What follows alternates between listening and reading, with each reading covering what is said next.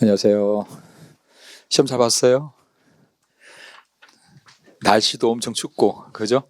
오늘 엄청 추운데 여기까지도 시험 보러 와서 고생 많습니다. 하여튼 여러분 고생했는데 이번에 꼭 좋은 결과 있기를 바라겠습니다. 오늘 지금 형소법하고 형법 하는데 제가 뭐 여러분 다 아시는 것은 길게 할 필요가 없을 것 같아서 제가 봤을 때 좀 주의해야 될 설명만 좀 찝어줄게요. 그거를. 자, 거기 형소법 봅시다. 형소법. 2번 한번 보세요. 2번에. 형소법 2번에 1번. 불신검문 대상자 해당 여부는 사전에 알려진 정보나 전문 지식을 기초로 하는 것이 아니라 불신검문 당시의 구체적 상황을 기초로 판단한다. 여기에 그 전문 지식도 기초로 해야 됩니다. 여기 말장난 치는 경우가 있으니까 사전에 알려진 정보 우리 판단해야죠. 그것도 포함시키고 그다음에 구체적 상황을 기초로 판단한다. 그거 하나 1번 좀 조금 헷갈릴 수 있으니까 봐두시고, 그다음에 3번에 가보시면은 3번 판례가 최근에 나온 판례인데 요즘에 계속 나오고 있어요. 법원이 선임한 부재자 재산관리인이 관리 대상인 부재자의 재산에 대한 범죄 행위에 관해서 법원으로부터 고소권 행사에 관한 허가를 얻은 경우에 부재자 재산관리인은 형소법에서 정한 법정대리인입니다. 법정대리인으로서 적법한 고소권자에 해당이 된다라는 거. 그래서 원래 부재자 재산관리인이 예를 들어서 뭐 남편이 실종됐을 때 부인이 그 재산을 관리한단 말이에요. 근데 그 사람이 자기가 재산 관리하는 그거와 관련됐다면 이렇게 법원의 허가를 받아가지고, 법원의 허가를 받았기 때문에 법정대리인이에요. 그래서 법정대리인으로서 고소권을 갖고 있다는 거 좀 알아두시고, 4번 내용 보면 컴퓨터 프로그램법에서 거기 프로그램의 저작권 침해에 대해서 프로그램 저작권자 또는 프로그램 베타적 발행권자의 고소가 있어야 공소를 제기할 수 있다고 규정하고 있는데, 저작권이 명의신탁이 됐대요. 여러분, 명의신탁 나오면 누구를 소유자로 봐야 돼요? 형법에서도 마찬가지예요. 형법에서도 마찬가지. 명의신탁 나오면 누가 소유자? 기본적으로 수탁자예요. 수탁자를 기본적으로 소유자로 봐야 돼요. 수탁자를 기본적으로 소유자를 보셔야 돼요. 왜냐하면 명의신탁 나오면 명의가 신탁자고 B가 수탁자라면 등기 누구 이름으로 돼 있어요? 지금 이 사람 이름으로 돼 있잖아. 외관상 등기나 모든 이름이 명의가 이 사람으로 돼 있기 때문에 밖에서 봤을 때는 누가 소유자예요? 얘가 소유자란 말이에요. 그래서 기본적으로 문제 풀 때는 수탁자를 소유자로 푸셔야 돼요. 수탁자가 소유자가 아닐 때는 딱 한 번밖에 없어요. 요 신탁자가 나타났을 때. 얘가 나타났을 때만 얘가 소유자가 되는 거예요.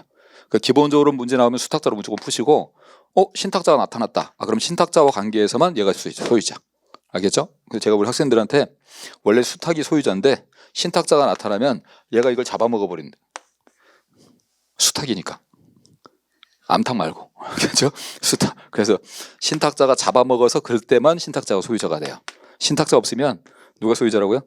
수탁자가 소유자예요. 그렇게 푸셔야 돼. 그래서 여기서도 신탁자 나타나지 않으면 기본적으로 소유권자는 수탁자입니다. 그래서 고소권자도 수탁자가 되는 거예요. 그거 기억해 두시고, 그 다음에 뒤에는 뭐 쉽더라고요. 보니까 넘어가고 7번 한번 보세요.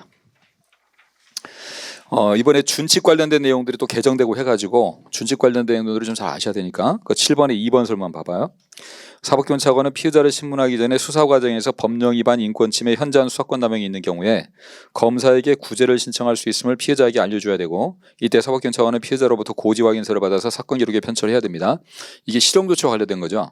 실형조치와 관련돼 가지고 법령 위반, 인권 침해, 현저한 수사권 남용이 있을 때 구제할 수 있습니다라고 피해자한테 알려주면 여기에 대해서 검사에게 신고가 들어가요. 그러면 검사가 경찰한테 실형조치가 들어갈 수 있어요. 그래서 이게 확인 제도가 하나 있다는 거 좀 알아두시고, 우리 진술거부권 확인서 받는 거하고 똑같아요. 여기 있다는 거 알아두세요. 자, 4번도 봅시다. 사법경찰관이 체포 당시에 외국인이 피고인에게 영사통보권을 지체 없이 고지하지 않았다면 피고인에게 영사조력이 가능한지 여부나 실질적인 불이익이 있었는지 여부와 상관없이가 틀렸죠. 상관없이 국제협약에 따른 피고인의 권리나 법익을 본질적으로 침해했다고 볼 수 있기 때문에 증거로 못 쓴다. 여기에서 이 판례에서 여러분이 아실 것은 조약도 법률 효력을 갖고 있죠. 조약도 법적인 효력을 갖고 있기 때문에 조약을 위반해도 위수중이 된다는 걸 일단 하나 아셔야 돼. 조약을 위반해도 위수중이 된다. 그러니까 이것도 지금 조약을 위반한 건 맞아요. 통지를 해줘야 되는 통지 안 해줬으니까. 그래서 위수중이 되는 건 맞아요. 다만 우리 대법원이 보면 법을 위반했다고 해서 무조건 위수중으로 보지 않습니다. 법을 위반해서도 실질적으로 침해가 있어야 돼요. 그래야 위수중으로 봅니다. 요즘에 압수수색에서 좀 많이 나오는 문제 중에 하나가 뭐가 있냐면 임의 제출을 하는데 요즘 판례가 굉장히 많이 나와요. 아마 여러분 시험에 되게 나올 가능성도 많이 있는데, 임의 제출 받으면 압수 조서를 작성하고 목록도 작성해서 목록을 교부를 해줘야 돼요. 이렇게 요 절차가 꼭 있어야 되는데 임의 제출에도 요거 있어야 되죠. 근데 이거 안 하면 어떻게 돼요? 이거 위법이거든요. 안 하면 위법입니다. 근데 이거 안 해도 적법으로 보는 경우가 있어요. 자, 무슨 얘기냐면 법을 위반했다고 해서 무조건 위수중으로 가지 않습니다. 법을 위반했어도 뭐가 있어야 돼? 실질적으로 침해를 하는 걸 봐요. 실질적 침해가 없다면 그거는 위수중으로 보지 않습니다. 그래서 여기 요거 안에서도 위수중으로 안 보는 것들이 뭐가 있냐면 첫 번째가 유류물. 그 강판에 붙어 있는 페인트 판례 알아요? 강판에는 페인트를 채취했는데 그건 유류물이었단 말이야. 그럼 유류물을 채취했을 때도 역시 압수한 거니까 압수줘서 목록 작성해서 줘야 되는데 유류물은 길바닥에 떨어져 있는 거잖아요. 누구한테 줄 대상이 없는 거야. 그럼 압수 목록 교부해서 주는 게 없었어도 침해를 본 사람이 없단 말이야. 그럼 그거는 위수중으로 안 봐요. 여기 있고 또 하나가 요즘에 휴대폰 압수해가지고 휴대폰 임의 제출한 다음에 그 임의 제출한 걸 가지고 검색을 해서 요 중에서 관련된 증거를 뽑는단 말이에요. 이렇게. 그럼 우리 저장 매체 나오면 저장 매체를 압수를 했을 때는 저장 매체에 있는 내용만 뽑아가는 게 원칙이다. 다만 이걸 부득이하면 저장 매체를 통째로 가져가서 그걸 검색을 해가지고 관련된 걸 뽑아야 된다. 그럼 저장 매체를 통째로 가져가는 것이 컴퓨터도 있지만 요즘에는 휴대폰이 많단 말이에요. 그럼 휴대폰을 압수를 받아가지고 그 휴대폰을 가져가서 경찰서 가서 휴대폰을 검색을 해서 관련된 걸 싹 뽑아야 된단 말이야. 그러면 압수수색이 진행 중이죠 지금. 그럼 이때 또 갖춰야 될 조건이 뭐였어요? 참여시켜야 된다. 참여시켜야 된다. 관련된 것만 뽑아야 된다. 이건 다 똑같은 거야. 그럼 거기서 문제가 되는 게 뭐냐면 참여시키고 목록 줘야 됩니다. 그죠? 그거 줘야 된다고. 근데 이제 얘가 무슨 문제가 생기냐면 피의자를 옆에다 휴대폰을 이렇게 보면서 피의자를 옆에다 앉혀놓고 피의자 번호 앞에서 검색을 해요. 이렇게. 그 피의자가 찍어줘요. 저게 저거고요. 요게 전때 찍은 거고요. 이렇게 찍어줘요. 그래서 그거에 따라서 검색을 해서 뽑아요. 그리고 목록을 안 줬어요. 적법이에요. 그것도 적법으로 봅니다. 왜 적법으로 보냐? 목록을 안 줬지만 괜찮다고 보는 이유가 목록을 주는 이유는 내가 너한테 압수한 게 이거야 라는 걸 알려주는 개념인데 피의자가 찍어서 압수했잖아요. 요거고요. 요거고요. 요거고요. 이게 찍어서 압수해 주니까 그대로 뽑았으니까 피의자는 자기가 압수한 게 뭔지를 잘 안다는 거지. 그러면 실제로 교부를 하지 않았어도 침해가 없다고 봐요. 그래서 이게 적법이다라고 하는 판례가 요즘에 요 판례가 같은 내용인데 계속 나오고 있어요. 휴대폰 나오면 요 판례 잘 좀 기억해 주세요. 휴대폰에서 피의자에게 압수 목록을 주지는 않았지만 괜찮았던 이유가 검색하는 과정에서 피의자를 참여시켰고 피의자가 거기서 다 찍어줘서 그걸 뽑은 거. 또 한 판례는 피의자가 자기가 오히려 범죄일람표를 자기가 만들었어요. 자기가 범죄일표를 쭉 이렇게 만들어준 경우 있단 말이야. 그 얘기는 피의자가 찍어준 걸 뽑았잖아요. 그럼 피의자에게 너한테 압수한 게 뭐라는 걸 굳이 알려줄 필요가 없다는 거야. 그거 기억하셔야 돼요. 그게 요즘에 많이 나와요. 근데 같은 취지예요. 위법이 있다고 해서 무조건 위법이 되는 건 아니다. 그럼 이것도 일단 조약도 법률의 효력이 있기 때문에 위반하면 위법이 되는 건 맞지만 거기 보면 세제출 그런 말 있잖아. 실질적인 불이익이 있었는지 여부와 상관없이 그러면 틀린 거예요. 요거는 이제 불이익을 안 주는 경우는 뭘까요? 영사조력권이 있다는 걸 고지하지 않았지만 고지했어도 얘는 뭐래? 나는 영사 도움 안 받았을 거다. 이렇게 얘기한단 말이에요. 그럼 어차피 얘는 도움 안 받을 거였으니까 고지 안 한 게 위법이 아닌 것이 되는 거야. 그거 기억해 두시고. 자, 그 다음에 8번에 가봅시다. 8번에 1번 보면 사법기관차관은 피의자가 죄를 범했다고 의심하는 정황이 있고 출석에 응하지 않을 때 피의자를 체포할 수 있다. 여기 뭐가 틀렸죠? 정황이 틀렸죠. 정황이 아닙니다. 이거 조심하셔야 될 게 압수수색 파트에 가면 정황으로 나와요. 압수수색은 정황으로 나와요. 압수수색은 정황이 맞아요. 근데 체포영장이나 체포나 구속은 혐의가 돼야 돼요. 혐의. 객관적 혐의. 그래서 정황만 가지고는 체포 구속 못합니다. 압수수색에서는 정황이 맞아요. 또 하나 압수수색에서 또 장난쳐놓은 게 또 뭐가 있냐면 압수수색에서는 정황은 맞는데 정황이 있거나 이렇게 나올 때가 있어요. 정황이 있고 사건 관련성도 있고 그래야 압수수색이 돼요. 근데 정황이 있거나 이러면 틀려요. 그러니까 체포에서 정황 나오면 틀리는 것이고 압수수색에서는 정황 나오면 맞아. 근데 정황이 있거나가 아니라 정황이 있고 관련성도 있고 이렇게 나와야 돼요. 정황이 있거나 관련성 그래버리면 말이 안 되잖아. 요건을 다 갖춰야 되는 거니까. 그래서 그것도 같이 구분을 해주세요. 요즘 말장난을 자꾸 쳐놓으니까 형사법은. 자, 그 다음에 4번도 봅시다. 4번에는 여러분 그냥 참고로 아시라고 체포 구속된 피의자 변호인은 현행범 체포서, 긴급 체포서 등등 열람복사 신청할 수 있다는 거. 그거 기억하시고 그 다음에 9번에서는요. 미음번 설문 한번 보세요. 미음번 설문. 고소로 시작된 형사사건의 구속적 심사 절차에서 피구속자의 변호를 맡은 변호인에게는 수사기록 중 고소장과 피의자 신문조서 열람 등사할 권리가 있다. 고소장 하나를 동그라미를 쳐놓으시고 여기 열람 뒤에 등사 붙었죠. 등사 붙은 거 맞아요? 틀려요? 이게 지금 시험 문제가 제가 봤을 때는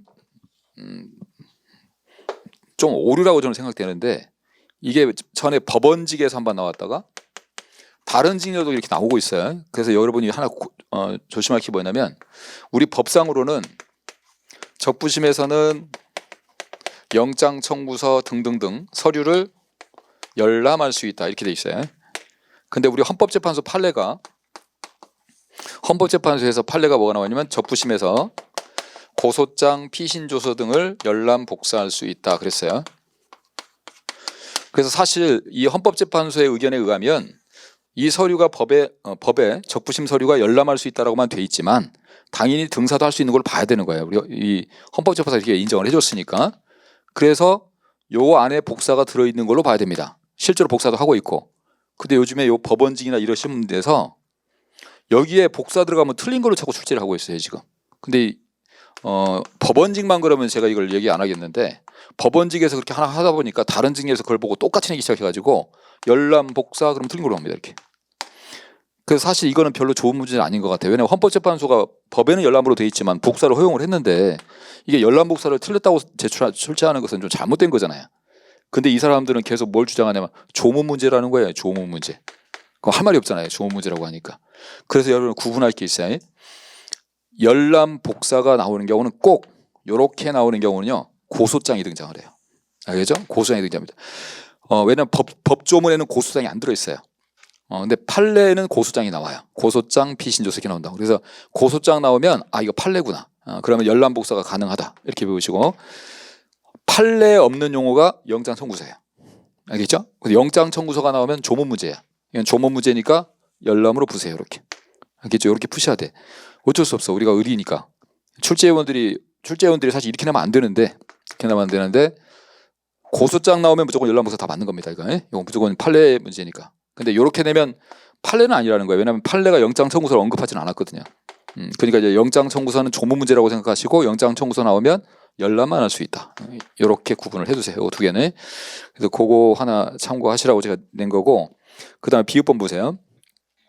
피의자 신문에 참여할 변호인은 지방법 판사에게 제출된 구속영장 청구서 및 그에 첨부된 고소 고발장, 피의자의 진술을 기재한 서류와 피의자가 제출한 서류를 열람할 수 있으나, 자 밑에 지방법원 판사는, 지금 요 비읍번 설문에는 둘째 줄에 구속영장 청구서 나왔죠. 이 구속영장 청구서 나오면 열람만 나와요 뒤에 갖고. 영장 청구서 붙은 거 그러면 자 열람할 수 있으나, 이게 조문 문제예요. 근데 그 뒤를 좀 알아두세요. 그 뒤에 조문이 있다는 거. 지방법원 판사는 영장 청구서를 제외하고는 위 서류의 전부 일부의 열람을 제한할 수 있다. 요 조문이 있습니다. 이게 경감부 시험에서 나왔으니까 뒤에 제한할 수 있는 것도 있구나라는 거 좀 알아두세요.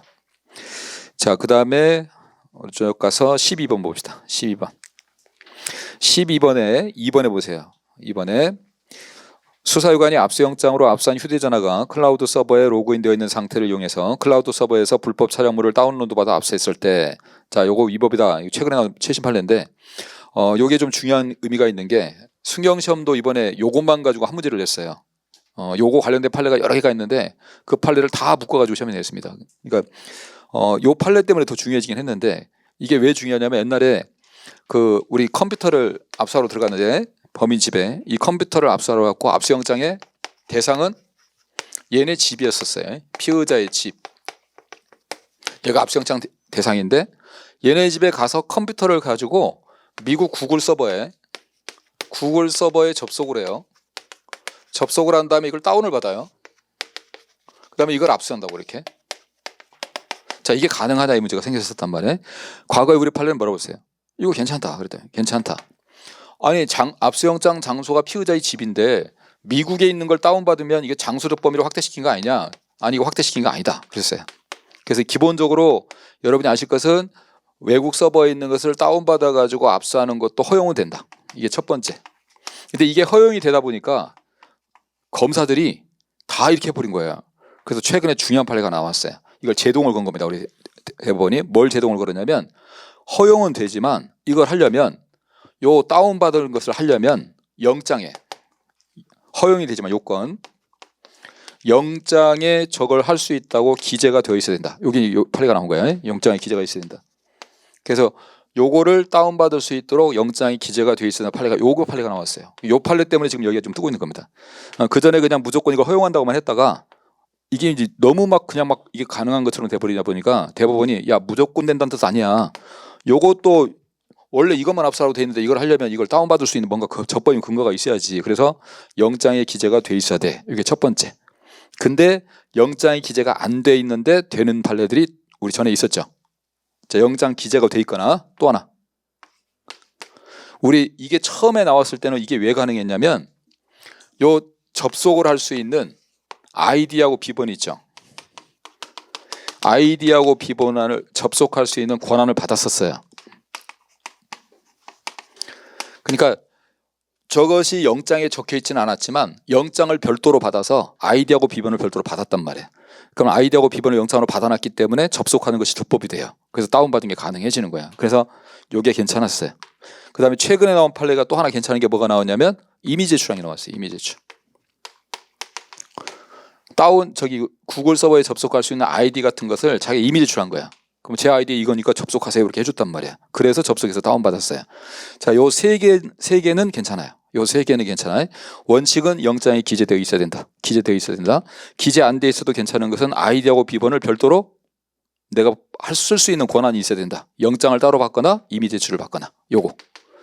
자, 아닌 게 이런 것도 없고 영장에 기재되어 있지 않은 거. 그 다음에 최근 나온 판례가 또 요거예요. 여기가 딱 같으니 로그인이 되어 있던 거야. 로그인이 되어 있으니까 그 로그인 된 걸 이용한 거예요. 이건 안 돼요. 알겠죠? 이거는 내가 접하기 위해 어떤 권한을 받은 게 아니잖아. 그냥 다행히 또 휴대폰에 로그인 되어 있으니까 그걸 이용해서 해버리는 거야. 이건 안 돼요. 그래서 지금 요 판례는 로그인 된 걸 이용한 거니까 안 된다는 걸 아시고, 요즘에 이게 좀 많이 뜨고 있으니까 구글 서버에서 다운받는 거 허용은 된다. 허용은 되는데 하려면 영장에 기재가 되어 있어야 된다. 아니면 적법한 권한을 따로 받아야 된다. 아이디나 비번 같은 거 아니면 이미 제출을 받거나 요게 된다. 안 되는 것은 요거처럼 서버에 로그인 되어 있는 상태를 이용한 거. 이건 안 된다. 요거 좀 잘 기억해 두세요. 자, 그다음에 뒤로 넘어갑시다. 13번. 자, 13번에 2번 판례 한번 봐봐요. 이 판례도 굉장히 중요한 판례죠. 이것도 제3자가 피의자의 소유관리에 속하는 정보 저장 매체를 영장에 의하지 않고 이미 제출하는 경우에 특별한 사정이 없는 한 피의자에게 참여권을 보장하고 압수한 전자정보 목록을 교부하는 등 피의자의 절차적 권리를 보장하기 위한 적절한 조치가 이루어져야 된다. 휴대폰 이미 제출이 요즘에 워낙 뜨는 이슈가 되다 보니까 기억하실 게, 휴대폰을 이미 제출받을 때 소유자가 이미 제출하는 경우도 있잖아요. 소유자가 직접 이미 제출하는 경우가 있는데 그 경우는 소유자가 자기 이미 제출하는 만큼 자기 이미 제출하면 되죠. 뭐 다 제출할 수도 있는 것이고 제한할 수도 있는 건데, 소유자가 아니라 제3자가 이미 제출하는 경우가 있단 말이에요. 제3자가 만약에 형의 휴대폰을 동생이 이미 제출하거나 이런 경우, 그럼 제3자가 이미 제출할 때 여러분이 아셔야 될 게, 첫 번째, 소유자가 아닌 제3자가 이미 제출할 때는 첫 번째 무조건 관련된 걸로 제한된다. 휴대폰을 전부 제출해도 그 안에 있는 관련된 것으로만 제한된다. 관련되지 않은 건 할 수 없다. 제3자가 제출했으니까 관련된 것만 제한된다. 두 번째, 참여를 누굴 시켜야 돼요? 그 휴대폰을 가져가지고 뽑을 때 피의자를 참여시켜야 된다. 피의자를 참여시키고 피의자에게 목록을 줘야 된다. 그거 기억하셔야 돼. 그래서 제출은 제3자가 했지만 참여는 피의자를 참여시키고 피의자에게 목록을 줘야 됩니다. 그리고 또 하나, 그러면 이게 제3자가 피의자 걸 제출했다고 할 때, 그럴 때 피의자를 참여시켜야 되는 이 저장 매체가 피의자 건지 아닌지를 판단해야 되잖아요. 이 피의자 건지 아닌지를 판단하는 방법이 민사법적인 소유권 갖고 따지는 게 아니라는 걸 아셔야 돼요. 이게 소유자가 누구냐를 갖고 따지는 게 아니라 객관적으로 실질적으로 관리 처분할 권한이 누구한테냐를 따져요. 그 설문이 최근에도 판례가 하나 나오고 있으니까 기억해 두세요. 그러니까 민사법상 권리의 귀속 여부, 민사법상 권리의 귀속 여부, 소유권이 누구냐 그거 갖고 따지는 게 아니다. 객관적 외형적으로 누가 관리하고 있었느냐 그거 갖고 따진다. 그거 중요한 이슈 중에 하나 되니까 요 2번 판례 관련돼서 같이 기억해 두세요. 자, 밑에 15번 가봅시다. 15번. 피고인 이외 제3자의 소유에 속한 압수물에 대해서 몰수를 선고한 판결이 있는 경우에 그 판결 효력은 유죄 판결을 받은 피고인에 대해서 미치는 것뿐만 아니라 제3자의 소유권에 영향을 미친다. 틀렸죠? 어떤 경우에도 판결을 받은 사람 아닌 다른 사람한테 영향을 주는 경우는 없어요. 판결 받은 사람한테는 뺄 수 있습니다. 이게 이제 형법에도 가보면 요 판례가 있는데, 이게 관세법상 판례예요. 관세법상 몰수는요, 우리 여러분 그 형법의 몰수는 범인 이외의자의 소유에 속하면 몰수 못한단 말이에요. 근데 관세법상 몰수는 범인 이외의자의 소유에 속하도 몰수할 수가 있어요. 밀수하는 것은 뺏어버린다고 생각하면 돼요. 밀수하는 것은 범인이 아닌 다른 사람 것도 뺏어버려요. 그런 예외가 하나 있어요. 그래서 이 범인 이외의자의 소유에 속하는 걸 몰수할 수 있다고 하다 보니까 착각하지 말란 뜻이야. 이 판례는. 범인 이 여자의 소유에 속하는 물건을 몰수할 수 있다고 하니까 다른 사람한테 뺏을 수 있다는 얘기냐? 그 얘기가 아니고 적어도 범인이 갖고 있을 때, 범인이 다른 사람 물건을 갖고 있을 때 그때 뺏을 수 있다는 거지 다른 사람이 갖고 있는 걸 뺏을 수 있다는 건 아니에요. 그래서 지금 여기에 제3자의 소유권에 영향을 미친다 그러면 틀린 거예요. 범인이 갖고 있는데 원래 우리 여러분 그 형법에서는 남편이 부인 자동차를 이용해서 절도를 하면 부인 자동차 뺏어요, 못 뺏어요? 못 뺏어요, 그거. 왜? 남편 것이 아니니까. 그래서 법인 이용권을 못 뺏는데 요 관세법은요 남편이 갖고 있으면 뺏어버려요. 그래서 뺏을 수는 있어. 근데 그것도 전제가 피고에게만 판결이 효력이 미치기 때문에 제3자한테는 안 미친다는 거 아셔야 돼요. 제3자 소유권을 미친다. 그거 이해를 해두시고. 자, 그다음 오른쪽에 18번 한번 봅시다. 18번 이게 종결에 관한 준칙이니까. 자, 1번에 검사는 재수사를 요청한 경우 그 사실을 고소인 등에게 통지해야 되고 사법경찰관은 재수사 중인 사건에 대해서 고소인 등의 이의신청이 있는 경우는 재수사 중단해야 되죠. 그래서 바로 송치해야 됩니다. 그래서 재수사하다가 이의신청 들어오면 송치한다는 거 하나 기억을 해두시고 2번에 사법경찰관은 피의자 중지에 참고인 중지와 같은 수사 중지 결정을 한 경우에 7일이죠. 7일 이내에 검사에게 송부합니다. 요거 아주 중요한 거니까 잘 아시겠지만 빨리 한번 확인해 줄게요. 경찰이 수사를 해서 종결할 때 송치가 있고 불송치가 있고 수사 중지가 있고 이송이 있는데 대표적인 게 송치를 했을 때는 혐의가 인정되는 경우잖아요. 혐의가 인정되는 경우에는 사건을 송치하고 기록도 보내고 요거 지체없이 보내는 겁니다. 송치. 여기에 대해서 검사가 하는 게 뭐예요? 보완수사 요구하는 거죠. 보완수사. 보완수사를 요구한다. 뽀송뽀송하다 이렇게 그죠? 송치했을 땐 보완수사 요구하는 거예요. 자, 불송치는 사건을 송치하지 않습니다. 송치는 하지 않고 뭐만 보내요? 기록만 보내요. 자, 기록만 보내는데 요거에 대해서는 검사가 뭘 요청해요?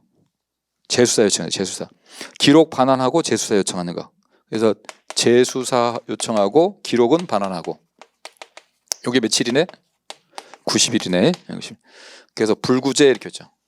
90일 재수사. 불구제. 이거 하나 기억하시고 또 하나 기억할 게 뭐냐면 재수사를 이번에 그 준칙 바꿨잖아요. 최근에 바꾼 것 중에 재수사를 요청하면 얼마 안에 재수사를 해줘야 돼요?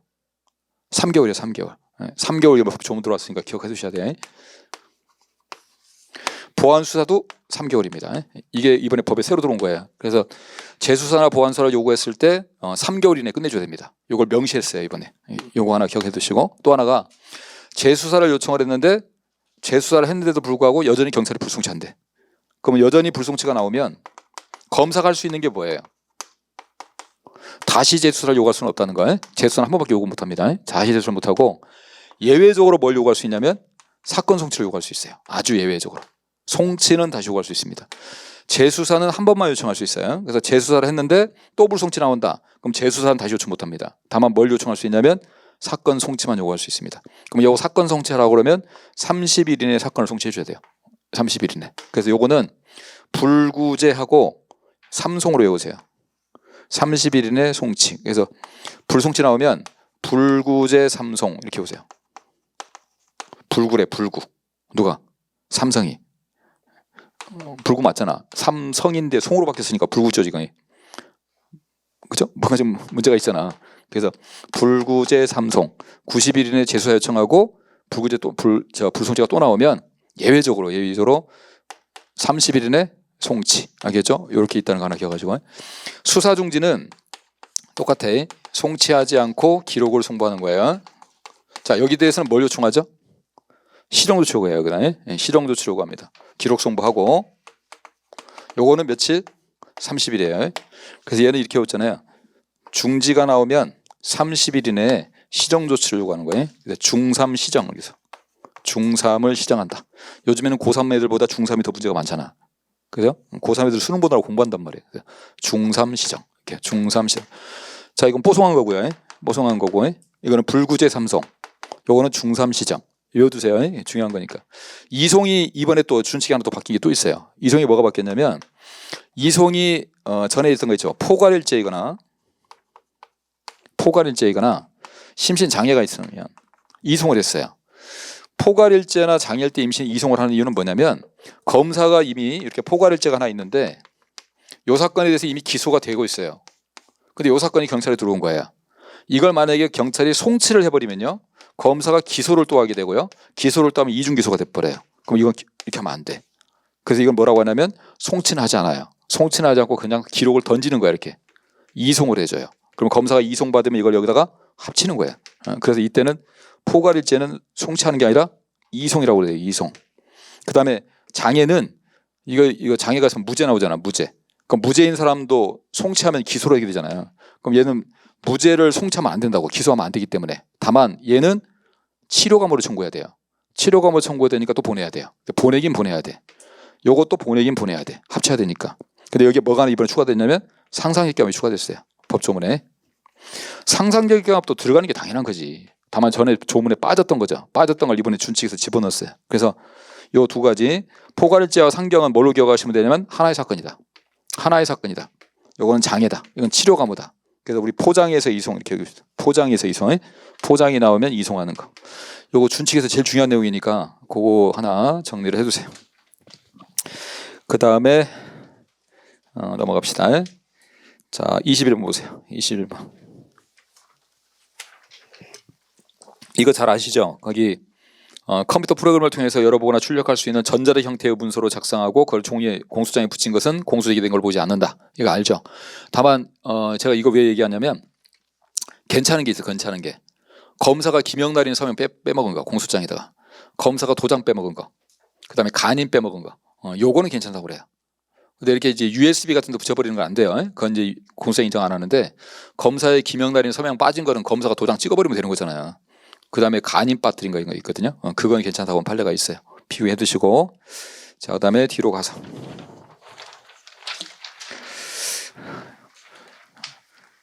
(27번에) 2번은 잘 아시죠 이거? 거의 심신장애를 꼭 진단서 같은 걸로 판단해야 되는 건 아니다. 재판 과정을 같은 거, 재판에서 있었던 거 같은 거 다 고려해서 판단한다는 거. 그래서 2번, 27번에 2번 틀린 거고요. 28번에 4번. 무죄의 1심 판결에서 검사가 체증법칙 위배 등을 들어서 항소했으나 공소기각 사유가 있다고 인정되면 항소심 법원은 어떻게 돼요? 공소기각이 무죄보다 우선이죠. 그냥 형식재판이 우선이기 때문에 파기하고 공소기각을 드려야 돼요. 자, 그 다음에 30번에 비읍번. 비읍번에 보면 형사성 규칙에 따르면 법원은 공소동달 사유가 있다고 인정할 때는 직권 또는 검사의 청구에 따라 결정으로 공소동달을 명한다는데, 공소동달은 청구가 들어오는 게 아닙니다. 청구해서 하는 게 아니라 법원이 직권으로 하는 거예요. 직권으로. 그 정도 받으시고 뒤로 가보면 32번. 법원이 공판기 30번에 3번. 법원이 공판기일에 증인을 채택해서 다음 공판기일에 증인을 신문을 하기로 피고인에게 고지했는데 피고인이 정당한 사유로 출석하지 아니하면 피고인이 없으면 공판정에서는 증거조사가 이루어질 수 없죠. 자, 다만 이걸 무슨 방법으로 할 수 있다? 공판기일 외의 신문으로 할 수 있다. 서울대병원 가서 증인 신문할 때는 피고인 안 나와도 된단 말이에요. 그래서 그런 방법으로 할 수 있다. 그래서 공판기일 외의 신문으로 하고, 다만 이게 공판기일 외의 신문으로 했을 때는 법정에서 한 것이 아니기 때문에 다음 재판에서 증거조사가 이루어져야 돼요. 그래서 증인 신문에 대한 서증을 해야 된다. 그래서 그거 잘했으니까 적법이다. 이거예요. 34번 봅시다. 34번에 3번. 법관의 서명 날인 날에 서명만 있고 날인이 없는 압수영장이라 하더라도 야간 집행을 허가하는 판사의 수기와 날인 영장 안면과 별지 사이에 판사의 간이에서 법관의 진정한 의사에 따라 발부되었다는 점이 외관상 분명한 경우 영장은 적법하게 발부된 걸로 볼 수 없다죠. 도장 빠졌으니까.